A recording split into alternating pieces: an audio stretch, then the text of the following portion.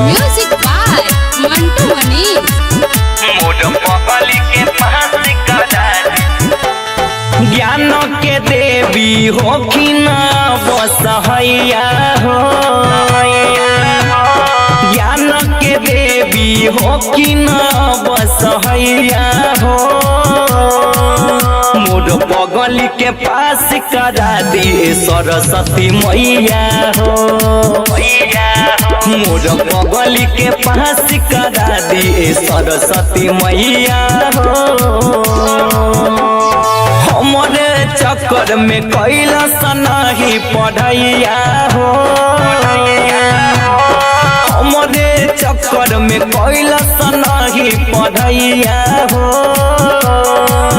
मोर पगली के पास करा दी सरस्वती मैया हो, मोर पगली के पास करा दी सरस्वती मैया हो। मैया हो, मैया हो, मोर पगली के पास करा दी।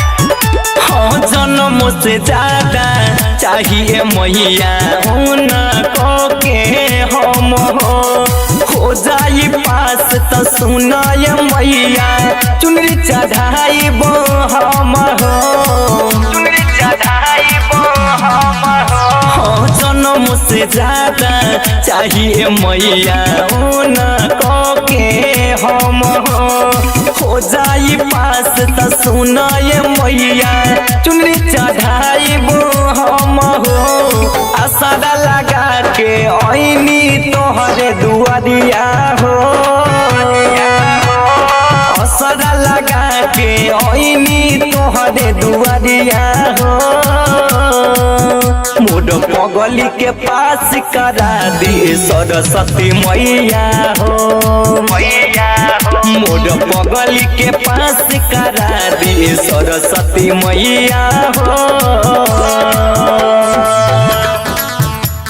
मैया हो,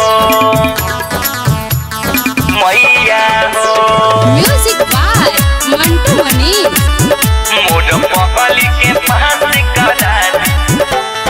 महिमा अपना दिखाइए मैया मानवा के लालसा पुराइना जानू के हमारा पास करा के नैया पार लगाइना, नैया पार ए मैया। महिमा अपना दिखाइए मैया मानवा के लालसा पुराइना जानू के हमारा पास करा के नैया पार लगाइना। गाबे पचरबा कुंज बिहारी गवैया हो, गाबे पचरबा कुंज बिहारी गवैया हो। मोर पगली के पास करा दी सरस्वती मैया हो, मोर पगली के पास करा दी सरस्वती मैया हो। ज्ञान के देवी होखिन बसहैया हो। मोर पगली के पास करा दी सरस्वती मैया हो, मोर पगली के पास करा दी सरस्वती मैया हो। बाघ रिकॉर्डिंग स्टूडियो राजापुर सोनी बाजार सीतामढ़ी बिहार।